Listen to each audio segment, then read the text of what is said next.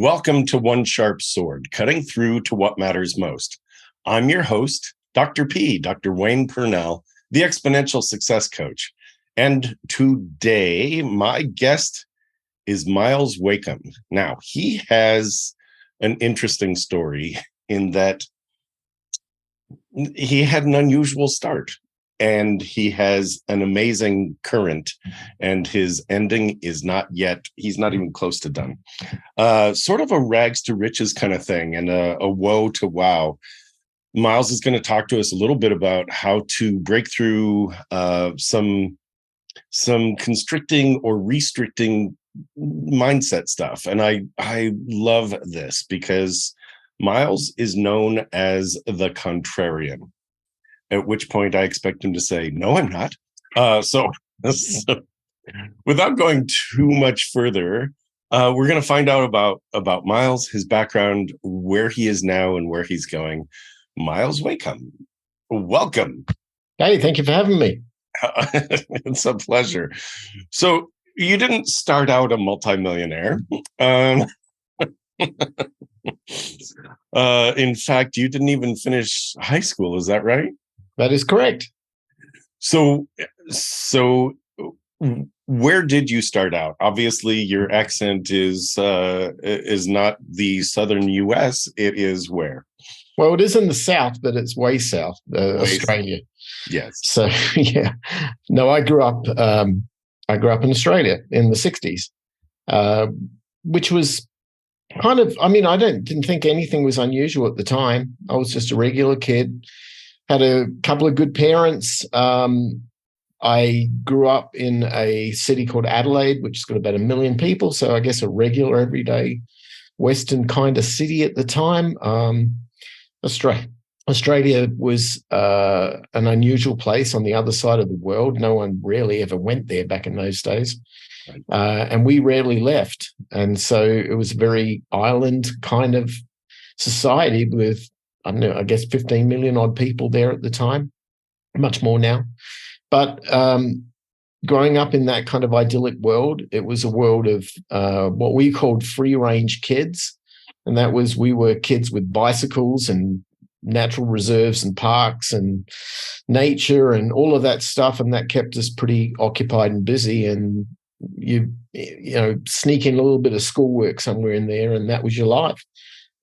My parents were musicians, which was weird. My mother was a concert pianist. So I was expected at the age of 5 to have a violin stuck under my chin and was told constantly, kid, you're going to be in the symphony orchestra one day. And at the age of 11, I was, which was weird. I was in the junior South Australian Symphony Orchestra. And school was always secondary to music in our world. I guess that's unusual in the States. I certainly noticed that when I arrived and when I was 25 and I came to the States. But back in those days, that was my calling. And it wasn't until I was a teenager that I realized that I wasn't going to make any money doing it. It wasn't that money was ever my goal. It was just that I wanted stability and security. And I stumbled upon a thing called a personal computer when they first came out in 1977, 78. Started writing software in my bedroom when I was about 14. Convinced my father about a year later that I knew what I was doing and that I wanted to start a software company. And he looked at me like I was a fool. Why would I ever leave school? But somehow I must have been convincing, and he decided that it would be better as long as I took on the responsibility of the world myself, that he let me go. So I did. And a few short years later, I was writing software for forensic science laboratories, university, cryogenic storage systems, big corporations, governments, attorney general's department in my state. And then the biggest one, I think, was when I wrote a $5 billion defense contract management system for a submarine manufacturer. And I was 22 years old. And I'm not that smart. This is the weird thing. I just had this musical sense of being able to sense the essence of something. And I took that into I saw software as just another language to speak, whether it was the language of music on sheet notes or whether it was English In my case, software was just another language. I learned to speak it. And then once I could speak it, I decided to tell stories with it. And they ended up making me quite successful young. I think that's amazing. Yeah. Just going from a kid who was exposed to the outdoors, the right free range kid, which is a great platform for creativity, and then having music all around you, so that you grew up with this second language of music and understanding music in a way that most people actually never even touch. They never get there to touch it, and it's unique that you were able to do that. You say you're not that smart, and at the same time you have this ability to do what you said was sense kind of the essence of something. When you wrote did you say $22 million? 5 billion. Billion. Billion dollar with a B. Yeah. That money didn't all go to you. Oh no. Okay. They got to build the boats, Okay, so but it was software for this multi-billion-dollar project. You were in your early 20s. How in your early 20s did you decide what a contract was worth? How did you knock on the government's door and go, hey, I could probably be your guy? Kind of. The one thing I learned very early on was the idea of being ahead of a wave. And that is that if I knew something that somebody wanted, then I could name my price, which was nice. I wasn't greedy. I just wanted to be fairly treated. It's funny I should say that, because this is a running theme in what I talk about a lot, and that is this concept of waves. If you will indulge me, I'll tell you a little story about that. Please. So please. When you're growing up in Australia, you are surrounded by nature, because there's not that many humans and it's a big island. So it's an island the size of the United States with like 20 million on it. So you can imagine it's pretty sparse. Most people live around the coast because the beaches are beautiful and it's temperate.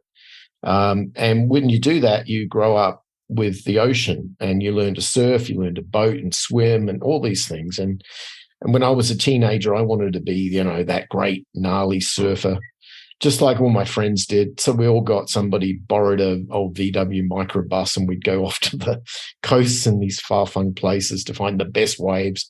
We didn't know what we were doing. We were idiots. But I learned so much out there in the ocean that I could never learn in school. And to this day, it's the most important things that I ever learned. When you're stuck out there on a board, you first realize that, well, you're going to catch a wave, you've got to get wet. So you're going to go out in the ocean and you're going to sit on this piece of fiberglass and wait for the waves to come. And then you start realizing day after day doing this, that you're not very successful. The waves are dumping you, getting hit in the back of the head by the board. You're exhausted chasing this thing around and you're getting nowhere. And you look around you and there's these people, they just see this wave come, they get up on it and they ride. And you're like, I want to be like that. No, that's why I'm here. What are they doing? Well, after a few days of it, I used my analytical nature to kind of look at the ocean and to sort of see it like it was telling me something. And I started realizing there were patterns. The waves came in sets, usually in threes. And I realized that the wave is kind of this representation of energy in the universe, energy in nature.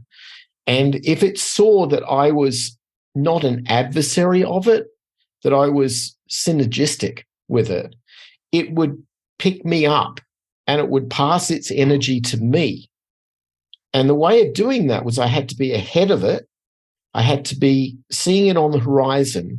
I had to be paddling so it saw me as somebody also wanting to move forward towards the beach. And when that happened, it would pick me up. And when it picked me up, it would take me with it and it would pass its energy to me. And I got the ride of my life. When I worked that out, I never had a problem surfing anymore.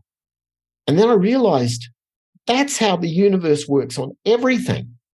You start off in this world of I don't know, like everything's a wave. Everything has polarity. You start realizing the planet wouldn't spin if it didn't have a north and a south pole, and magnetics must be equal, and everything that goes up must come down. And you learn all of these things. We take it we take it for granted in our syntax. In computing, the whole world is all about bytes, binary digits, on and off states. You start understanding that things always work in cycles. I can talk to you now because sound resonates like waveforms. You can hear me because of that. Musical instruments, the strings vibrate. They vibrate forward and back. Everything is in concert with each other. When you start understanding that and you look at charts of waveforms, I could see the universe was telling me something. And so I took those waveform charts, and as I've gone through life, I imposed them in business. And I understood the importance of being ahead of that wave. Pick it, ride that thing, paddle like crazy, and the sucker will pick you up and give you its energy for free. I mean, this doesn't take a high school graduate to know this. It just takes a kid getting beaten up on a surfboard. And the reality is I took that into real estate, Bitcoin, stocks, dividends, every technology opportunities. And it became the underlying, the key skeleton of everything that I became. And I didn't have to work very hard anymore. This is amazing. So you're talking about Troward, you're talking about Napoleon Hill, you're talking about Wallace Wattles, a lot of the success writers who would talk about polarity, the law, right? It's basically what you've just described as all the laws of abundance have to do with being able to see the waves and know that there is this law of polarity, that if for whatever circumstance you're in, the opposite also exists. And so whatever you want, you have to see that it exists and that a wave for that is coming. It's a huge lesson. Here's what's interesting, Myles, is that a lot of humans on this planet, whether they're kids or adults, would see a wave, get hit in the head with a surfboard, and then either blame the wave or blame the surfboard. And that's where people get lost is, oh, that surfboard did it to me again, or oh, that wave, and it's too salty out here. And you had the foresight to go, no, there's a waveform. There's patterns that can be recognized. I grew up in Southern California, so the beach was my friend, and being able to see the waves come in sets was part of what made it fun. You drink enough salt water, and then it becomes fun. Right. So, but I would love for you to talk about how did you get that perspective and not get mad at the outside? So that's the biggest lesson. And I just had a private client who got buried by outside circumstances, and she could not see beyond the outside circumstances to see that this is a wave, and she's actually the one in control of where she is in stepping into that wave. So talk a little bit about two things. One, how did you have that perspective? And two, what would you say to people who are going, ride a wave, right? So talk a little bit about that. There were so many things that I found in my travels when I started traveling around the world, meeting people, becoming more prominent in business and trying to tell people this story. What I found was 9 times out of 10, the flaws that we have in our human psyche, our human DNA, have to be understood and have to be controlled. And so many of those flaws are imposed from outside circumstance. Fear is one of the biggest ones, but greed, missed opportunity, envy, dominance. These are not good things. And we have to realize that as a species, these characteristics are not shared by all of the other species we share this planet with. And at some point, we have to realize that we have such great capability of being the best when times are at their worst, and that we have empathy and we have all these capabilities to do remarkable things. But we're also our own worst enemy unless we understand our weaknesses and we control them. And I think that the one thing I've noticed, and this is particularly, it's not just in a United States or American thing, it happens all over, but it's very, very noteworthy in America, is fear. People are scared to step out of their norms and ride a wave. There's every excuse under the sun as to why I shouldn't go into a market, or why it's other people get rich and I don't, or all these excuses. And I look at it and go, you're making a justification for your fear. If you can just put that aside and you can look at something pragmatically, it becomes easy. It becomes extremely easy. I've heard it said that, to rationalize is to give yourself a ration of lies. And right, and America, United States, I will say, because we are so geocentric that we forget that North America also includes Canada, and when we say America, it also could include South America. So the United States is an interesting place because we rely so much on the media and the news, which is heavily biased. And the media gets its eyeballs, right? It requires eyeballs. It requires you to watch it. And it does that by igniting fear. Well, we're drawn toward that. We humans, for better or worse, we're drawn toward what's next. And, the limbic system goes on alert, and here we are. So rather than that, like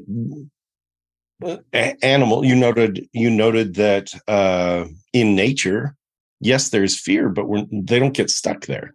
It's sort of like, notice that there's danger, get yourself out of danger, go to the next thing. You're not in danger anymore. Fear, greed, and dominance, those are things that we choose. We actually choose. And we can then also choose empathy. And one of my core teachings is about perspective. That if you were able to make the assumption that you don't know everything about the situation or the other person or yourself, then you put yourself in a place of wonder rather than a place of fear, and you go, what am I missing? Right? And so I love everything you're saying, Myles, because it matches 100% of the success path for anybody who wants to step into true success. Yeah. I think also that we do take ourselves a bit too seriously too. This is one of the most important lessons I've learned. This particularly came later in life. True wealth is about resources, and the ultimate resource that you can have is time. You can't have enough of it, right? And when you get past the midpoint in your life and you realize there are less days ahead of you than you have in the rearview mirror, you start really appreciating time at a level you didn't in your 20s and so on. And I'm not talking about whether you've got some sort of a crazy self-destructive nature. I'm talking more about the fact that you look more everything's a longer play, and you start realizing that you can't live in a world where your expectations are based on a fast food menu. You've got to look at the world from the point of view that what I do today will matter in a year, 5 years, 10 years, 20 years, 50 years. And this is something I learned early on. And when I was 22, my father passed away, and I was an only child, so I had to bury him. And that was a kind of a formidable time for me, because prior to that, I didn't understand the importance of life at that level. Not until somebody passes and that you have to be the guy to identify the body and do, all of that gruesome stuff. But what I did was, after he'd passed, I had to go through his life and work out his finances for my mom to make sure she was going to be fine, and so on. And what I saw was a story about a man who died at 67 years old. He retired at 65. And I thought, that's just wrong, right? That's just wrong. His whole working life, he had worked to have these beautiful, glorious last quarter days, his twilight years, and he never got it. It was taken from him. And I questioned why. And what I found out was that he actually died because he was a company man. He worked for the same company for 40 years. And that company made building products, building materials, and he was a foreman. And eventually, due to an accident in the field, he was brought back into the office and forced to work in the lab for the last 10 years of his life. It was a big company. I won't say who it was because I don't want to get in trouble. But as it happens, we find out that this company made asbestos building materials, roof tiles, and my father had contracted what they called back in those days asbestosis. We would call it mesothelioma today, but it was basically lung cancer. And it took his life. And he devoted 40 years of his life for this company. He put everything out there for them and put his own needs aside. He did that for his family too, but he never got anything for it. And I looked at the whole thing and I go, there, but for the grace of God go I. I am not going to do that. That is not going to be me. I will not be the company man. I will not be the regular, predictable citizen. I will be me. I will be honest to who I am, to what I feel, to what I learn and see in the world, to the opportunities that are presented, to the waves. I will take my risks and my responsibilities, but I will not live that life that he lived. And it's not because I didn't love him. It's because I couldn't be him. I think that's awesome. I could see the 22-year-old you almost standing on a mountaintop making that declaration, right? That it's like, I will not give 40 years of my life to any one organization only to die a few years after I retire. Oh, heck no, I'm not going to do that, right? That's right, like, on. Yeah, I could see a 22-year-old like declaring that in the world, the 22-year-old you. I again love everything about that because it's like, okay, so if not that, because and it's not a bad choice for those that need it, because a career job offers security and stability. That's excellent. If that's what you need, you chose a path of exploration and entrepreneurship, and that's full of risk. So somewhere in there, you internalized a belief of, I believe in myself enough to figure anything out. Yeah. A lot of that comes from being raised in Australia, because everything on the ground crawling around is going to kill you. That's actually a joke in our family. Like, we could go, we could visit, but no, Australia, it's going to kill you. Like, everything is there. Like, even platypuses, as cute as they look, they have like these spines on their tails. And exactly. There are crabs that are like 6 feet in diameter. It's like, what? Anyway, that's another story. I mean, you do realize, or you recognize early on, I guess, as a kid, that you're going to fend for yourself out. If you go out, you're going to find a way to survive. But what's interesting for me, Myles, is that you sit here, like we have listeners and we have viewers, and for the listeners, you're sitting here and you're very understated. You're relaxed. You're understated. You're not, pounding the table and making these declarations. You're like, this is the way I live my life. It's like, I know I'm going to figure it out. I know that, I'm working on a massive development that's going to turn into a utopia for people who want to visit Central Mexico. It's like, that's just a matter of fact for you. Yeah, it is. You know you are bigger than the life you are leading. It really is time to attend to that thing you've wanted to do or have, but you've been putting off. It's time to step into that dream you've parked for someday. It's time to claim true well-being, both personally and professionally, without giving up the success that got you here. It's time to check out Dr. Pernell's signature small group retreat, the Exponential Success Summit. Explore exponentialsuccesssummit.com. Seats are extremely limited as this is a very special small group event. www.exponentialsuccesssummit.com. I mean, look, you got to have adventures in life, I guess. Yeah. I'm not seeking that out. I'm not one of these like crazy, I'll go, bungee jump and jump out of a plane. I'm nothing against that. If you love doing that, all power to you, but that's not me. I do think that sense of time importance means that if I don't do the best I can do every day, if I don't feel that each day was some sort of a positive move towards something, some mission, then I don't feel like I'm taking advantage of that time. And when I see it being taken from friends of mine early on in life, it just reaffirms my commitment to make sure that I'm doing the right thing and I'm doing the best thing that I can do for my family, for me, and what for us. An interesting thing was we discovered we live in Arizona most of the time. And my wife and I discovered as our daughter graduated college and went off to have her life that we wanted another chapter for us, but it wasn't going to be like my father. It was going to be kind of weird. And through a crazy interconnected set of circumstances, we found ourselves in San Miguel de Allende, which is in the center of Mexico.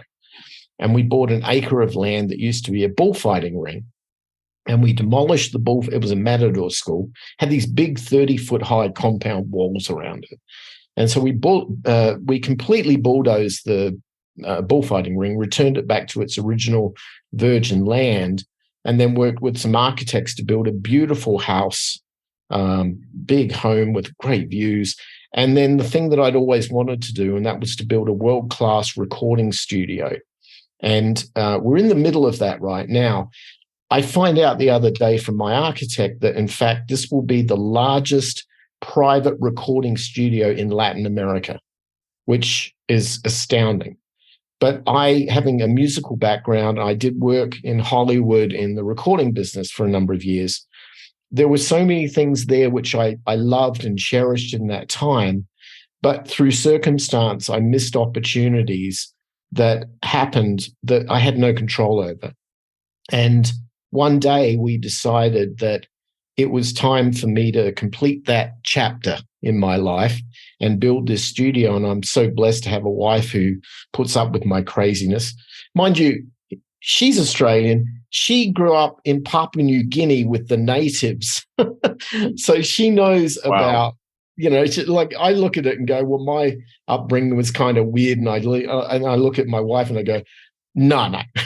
I didn't grow up at 8 years old with a bunch of cannibals. I mean, that wasn't, that was her world. And then when she returned back to Australia and finished her education, she went off to Europe and she lived in Germany for a couple of years and then traveled all over. And her stories are rich and powerful. And I'm so blessed to be able to have somebody like that by my side. So when it comes to adventures like this, she's all on board. I mean, she wants it too. Yeah. It's fun. I think of this as, I'm overlaying the concept of surfing and catching the wave as you're talking. It's like through circumstances beyond my control, it was sort of time to wrap up that chapter. Awesome. Circumstances beyond your control meant that the wave, the wave set had passed. And now you've got to paddle somewhere else, either to catch another wave or just to, put your surfboard away. And you found a surfing buddy, which is awesome, right? That your wife is like, hey, that wave was little. Let's go catch the next big one. And it's like, all right, here we go. Yeah. And I think that's so great. You ignite each other is what it sounds like. It's just, it's fabulous. I also kind of the idea of opportunity, right? That it's sort of what you said was, through these circumstances that, just sort of collided, this thing came about, because you don't wake up one day and go, hey, I think I'm going to buy a bull, a bullfighting compound in central Mexico and turn it into a recording studio. Right. Like that's not something that most people sort of envision. And for whatever reason, an opportunity came to you and your dream sort of landed there and sprouted, and you were able to take it to fruition. And multiple steps in there. 1, there's this opportunity. 2, there's this dream. And 3, there's the action you took to actually make it happen. Because a lot of people would go, Central Mexico. A lot of people would go, wow, massive construction. A lot of people would go, it's a dream. I don't know. I don't know. And you're like, it's all coming together. Why not just like, it's all coming together. It's what I said I wanted. I mean, it does relate to the wave. A number of years back, we were in, let's see, I'll start with Australia. In 2018, we had gone back. My wife's parents were there. We went back. We go back every year for a month or so just to see family. And I noticed this, we'd been doing this over the course of like 10 or so years, so dating back to about maybe 2010, something like that.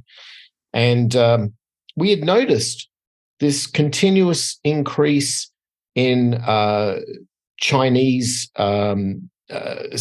purchasing most of the natural resources of the country, because China was on the ascent and it needed iron ore and bauxite and liquid natural gas and all these things that Australia had an abundance of. And so China wanted to be its best customer. In fact, it did become its biggest customer. But its demands as a customer were so outrageous at one point that the Australian government said, no, enough of this. And all of a sudden, I could see that the people in Australia were enjoying the money, but not enjoying what came with it, the terms and conditions. Yeah. So they were turning off that market, and it hurt their economy big time. I was back in Arizona. I looked at the United States at about that time, and I realized that this is going to happen here too, that there's going to be eventually a rejection of this trading partner, not necessarily outright, but at least a whittling down. And what I could see was that if China and the United States, which were effectively frenemies at the time, if they became not adversarial, but very competitive against each other, that we would not be buying all of these things at China. You'd go into Walmart and everything on the store was made in China. And you'd wonder, well, what would this do to our economy? I mean, this would destroy us. I thought, so this is about 2018, 2019. I thought that what would happen is they'll go to Mexico. The corporations will start building factories in Mexico. And that was a long time ago. Why? Because I could see a wave. I could see a pattern of things happening in the future. And I realized that, and I wanted to put myself in front of that wave and start paddling. And that was what got us into there. And thank God we did, because, I mean, look, it's easy to measure success in numerical terms. Oh, we bought at this and it's now worth that. I mean, but that's not what this is about. What this is about is finding a place which is buoyant and positive and looking to its future, in which it's encouraging partnership, but it's maintaining its sovereignty. And all of those things are part of what makes me proud to be in Mexico. But I'm also proud to be an American citizen. I'm also proud to be an Australian citizen. I'm like everybody. I accept all comers. You're a global citizen, it sounds like, which is awesome. Yeah.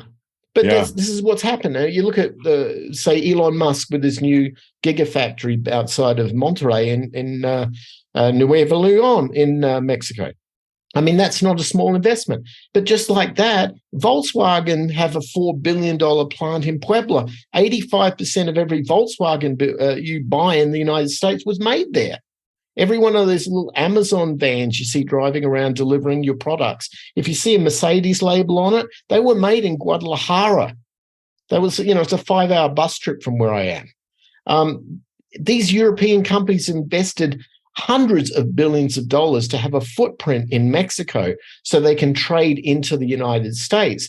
And it's only now that we start seeing the US doing the same.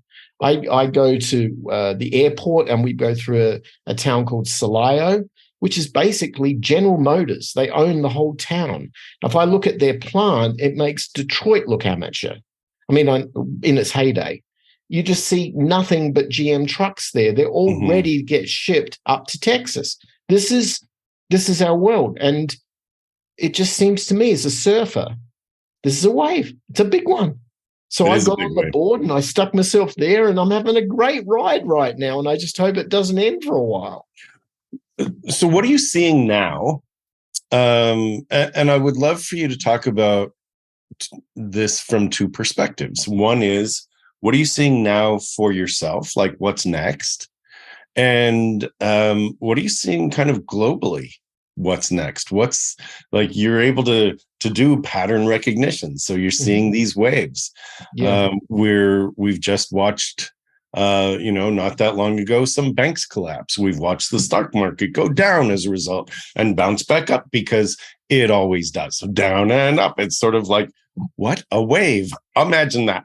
So what are you seeing for yourself, and what are you seeing kind of globally?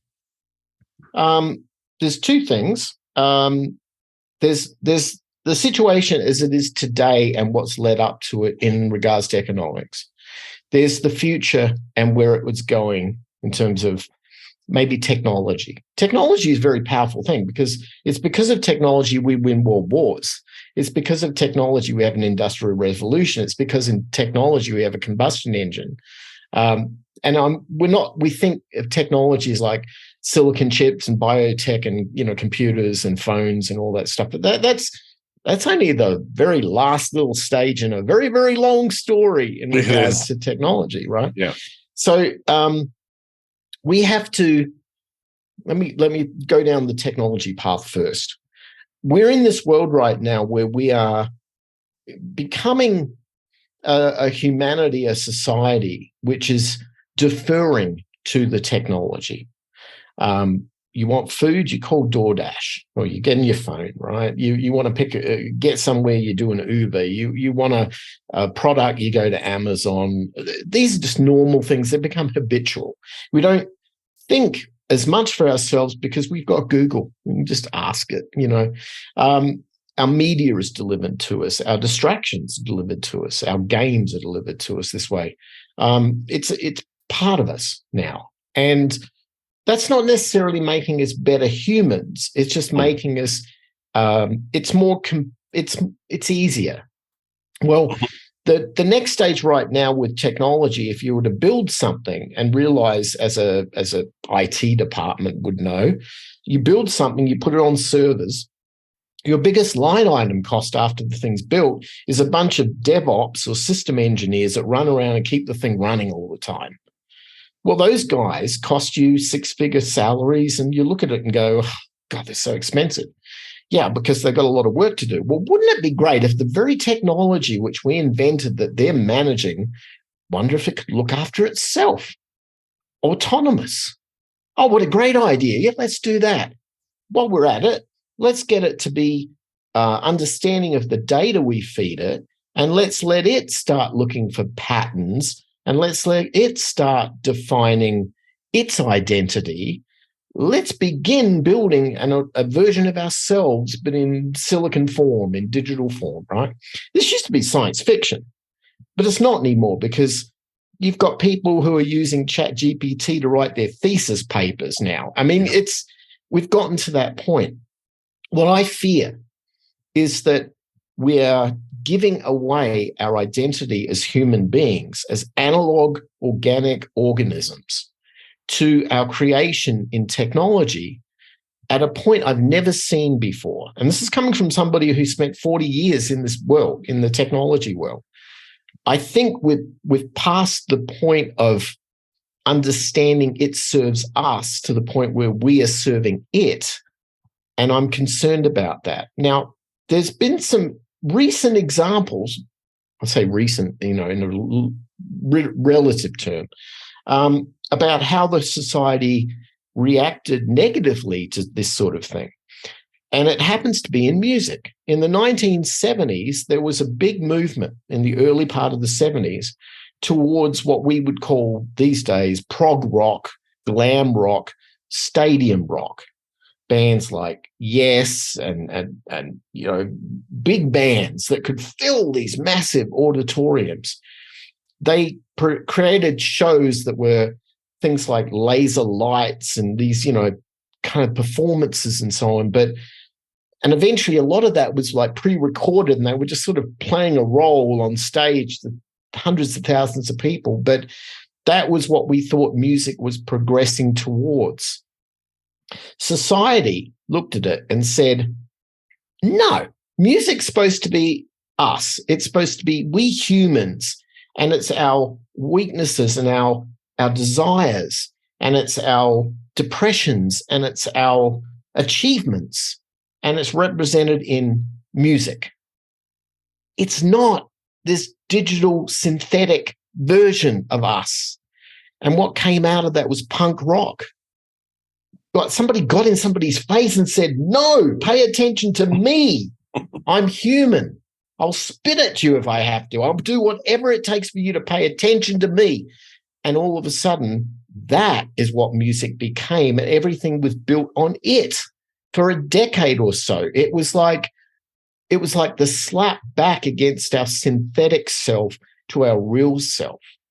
And I think we're going to go through a time in the future where things get so synthetic that we as humans will reject it outright. And that's what I'm banking on right now. I think it's not that you have to be vintage or go back to the old roots of analog ways. It's just that you have to be able to counter our intention to create competitive organisms to ourselves that we can't beat. It's an interesting construct, Myles, because 4 years ago, people were saying, put down the tech and go out and actually get together and meet with each other. And 2 years ago, people were going, we can't get together. We need to, in order to have a face-to-face conversation, we need to do it via Zoom or some other, kind of computer program. So pick up the tech and connect with somebody. And now we're, post-pandemic, and we're at the point of we don't know how to be with each other, but at least there's Chat GPT and 4GPT and the next iteration, and we're looking at pseudo-sentient robots that have eyes that move and facial expression that's all been programmed. It hasn't. At this point, learning is quote unquote a thing or not a thing. I'm just, in terms of watching the waves, I watched us pre-pandemic, through the pandemic, post-pandemic, and there's this almost grasping at leaping while also holding on to this. We need more empathy. We need to be in contact with each other. Like we're watching, I'm working on a project that I'm calling the culture of caring, and to be able to be profitable and increase productivity and engagement in the workforce, our management, our leadership needs to be able to demonstrate a level of empathy that says, I see you, dear human, not when did you clock in? Right? Mm-hmm. And so I think you're right. I just don't know what it looks like in terms of the next wave. I don't know if we're going to go to the super silicon kind of space. because I'm also seeing that pushback happening already, which is kind of cool. Yeah, that would be encouraging. I don't know when we humans reached our peak yet. I would like to say we haven't, but there are times when I look back at maybe the pre-industrial revolution era, and I look at things that were so actually forgotten about and yet so positive in that region. And for example, we're going through, as you rightly said before, we're going through a bit of a, call it a crisis right now, banking crashes, whatever. I did a little research on this recently and found out that 46.1% of our entire GDP in the US is basically banking services, support legal and professional services, including, attorneys and so on, insurance. That's almost half of our entire GDP. None of it matters. We don't make anything anymore. We don't provide service that's critical anymore. We sit around moving numbers and bits of paper around. If I was a business owner and I came in and looked at my expense budget and I saw how much money was going to these things, I'd be like, right, get rid of that, get rid of that, get rid of that. I'd do the Elon Musk disruptive thing and destroy it, burn it to the ground, and start all over again. But I love this so much. But we can't. This is where our society has gone now. Well, it's interesting. One of the things that I do in coaching is I'll pull the leadership out and I'll go, if you became the brand new CEO, or if you were to hire a CEO for the company that is you, for the company that you're running, whether it's your own life or whether it's your company, what would you want that CEO to do first? And it's sort of like it gives permission to step out of I'm too busy running the thing to actually see it. And it gives permission to step away and go, well, the first thing I do is I cut this. Like, as an outside perspective, it's like, this is working, but it's not producing. So why do we have it? Right. And I think what we need to do also along the lines of waves is to recognize that when you cut something free, you open space for something new and potentially more generative to come in. So that's a huge thing. I want to be conscious of our time together. And, I want to ask you if there are things that we haven't covered that you were hoping we'd cover, and like what would be some closing thoughts that you have, and then thirdly, how do people find you? Because you're hugely interesting, and I'm so glad to have had you here. I think really at the end of the day, we have to get back to our organic self. We have to realize that we're just another species in the universe. We can't take ourselves so seriously. And at the end of the day, what we do really matters, both for us and for the generations that come after us. If you're doing any work that doesn't involve actually creating something of value that serves other humans or that produces by creativity something good, if you're a farmer, if you're a plumber, if you're an electrician, you are the heroes, right? Wear that with pride. If you're sitting there pushing paper around all day in a cubicle, wondering why you hate your job and that you're stuck in this situation, you hate the hour and a half commute to work every day and dealing with this, but this is your lot, remember my father's story. Don't be that person. Take courage and go out there and do something meaningful that takes your talent, that hones your talent, that makes you somebody that you can be proud of. That's what I would say. And if you want to call that contrarian thinking, if you want to find every excuse under the sun why you can't do it, then I'll quote Dr. Phil. How's that working out for you? Yeah, I'm making notes as you're talking. It's so important when you talk about honing your talent and taking that risk. That I have a whole story that I do on the 4-letter word ending in K, and that's risk, right? That you can't move forward without doing that. And and people wait for their sense of purpose. Well, who am I in the world? I'm waiting for my purpose to, smack me in the face and show itself to me. It's like what you just said was hone your natural talent. Like there's something that is calling you. And I'm a big fan of listening to those whispers. Like what has been calling you that you've said, not right now, I'm too busy being busy, so I love that. Do something meaningful that hones your talent is a great quote. I love that, Myles. Thank you. All right. Well, then you asked about how people can get a hold of me and find what I do. I have a website called beunconstrained.com. And from there, it launches out into all things in Myles's crazy world, including a podcast I do, various shows I'm on, articles I write. I have a book coming out. I mean, there's a whole bunch of things. If anybody is interested in going down a path that the social mantra is probably not going to, be compatible with, I'm your guy. Come over to beunconstrained.com and have a look around and see if you can find something there of interest. And I hope you do. I am certain. So, I do lots of podcasts. I get to interview people from around the world. And, these are people that I've been introduced to through, online or directly. And I never know who I get to talk to fully. I get the bio, I get a little background. It's great. You are somebody that I could hang out with, have a beer with, like just sit around a fire with and talk to into the wee hours. Mm-hmm. I really, truly appreciate you being here.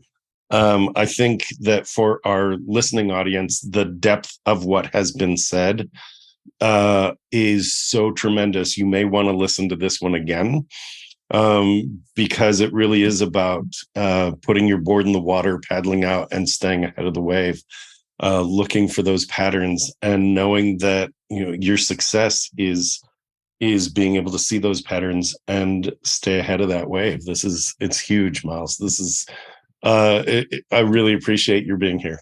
So thank you for having me. I really do appreciate it. Thank you. Yeah. All righty. Well, beunconstrained.com. That is where you will find Myles Wakeham. And just so you can spell it, or I'll spell it for you, Wakeham. And I'm hoping I've been pronouncing it correctly. You have. Very awesome. It's Wakeham, Myles, Myles, Myles Wakeham, at beunconstrained.com. Very good. Again, thank you. This is One Sharp Sword Cutting Through to What Matters Most. My guest today, Myles Wakeham, and I am Dr. Wayne Pernell, the Exponential Success Coach. Thank you for being here. We'll see you again next time.